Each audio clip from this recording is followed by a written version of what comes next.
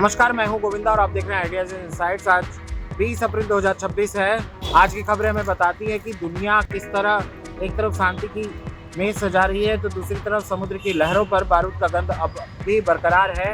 कूटनीति के गलियारे से जमीनी हादसों तक, चलिए हम आज की बड़ी खबरों पर बात कर लेते हैं। ईरान अमेरिका वार्ता पर सस्पेंस, रेड लाइन पर नहीं करेगा ईरान, सकारात्मक संकेत मिले तो जाएगा इस्लामाबाद। कांग्रेस की विदेश नीति पर वार, जयराम रमेश बोले पाकिस्तान को मिल रही नई पहचान, मोदी जी की रणनीति को लगा बड़ा झटका।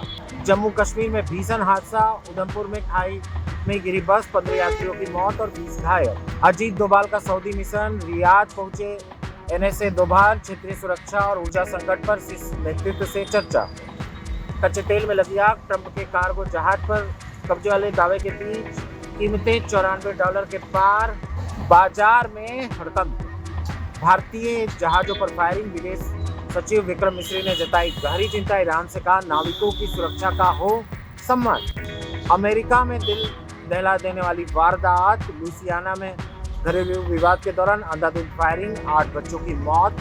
पाकिस्तान ईरान की सीक्रेट कॉल, PM शहबाज और राष्ट्रपति के बीच 45 मिनट तक अहम बातचीत। हॉर्मुज स्ट्रेट पर ईरान का दावा, वरिष्ठ सांसद अजीजी बोले हम तय करेंगे कि कौन सा जहाज गुजरेगा और कौन सा नहीं।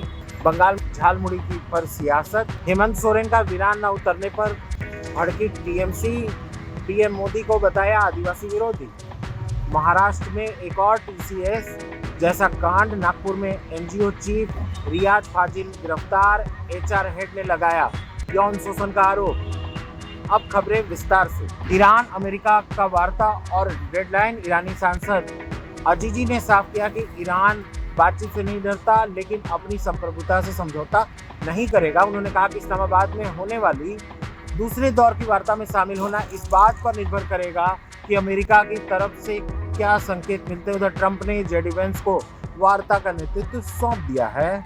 विदेश नीति पर कांग्रेस का हमला, कांग्रेस महासचिव जयराम रमेश ने मोदी सरकार को घेरते हुए कहा कि जिस पाकिस्तान को अलग थलग करने का दावा किया जाता था वो आज वैश्विक वार्ता का केंद्र बन गया है। उन्होंने कहा कि भारत की कूटनीति की बड़ी नाकामी जयराम रमेश ने इसे बताया है।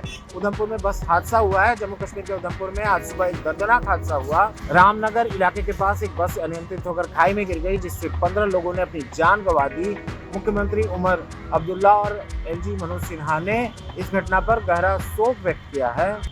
NSA डोभाल का सऊदी दौरा, NSA अजीत डोभाल इस वक्त सऊदी अरब में है। उन्होंने वहां के विदेश मंत्री और ऊर्जा मंत्री से मुलाकात की है। माना जा रहा है कि ईरान अमेरिका तनाव के बीच भारत अपनी ऊर्जा सुरक्षा सुनिश्चित करने के लिए यह अहम दौरा कर रहा है। तेल की कीमतों में उछाल, जैसे डोनाल्ड ट्रंप ने दावा किया कि अमेरिका ने ईरान के एक कार्गो जहाज को अपने कब्जे में ले लिया है। अंतर्राष्ट्रीय बाजार में कच्चे तेल की कीमतें 4.7% तक बढ़ गई। भारतीय जहाजों पर हमला, जिसके बाद विदेश सचिव विक्रम मिश्री ने कोलंबो में कहा कि भारतीय झंडे वाले जहाजों पर फायरिंग बर्दाश्त नहीं की जाएगी। भारत ने ईरान के राजदूत को बुलाकर नाविकों की सुरक्षा और अंतर्राष्ट्रीय समुद्री नियमों के पालन की सख्त हिदायत दी।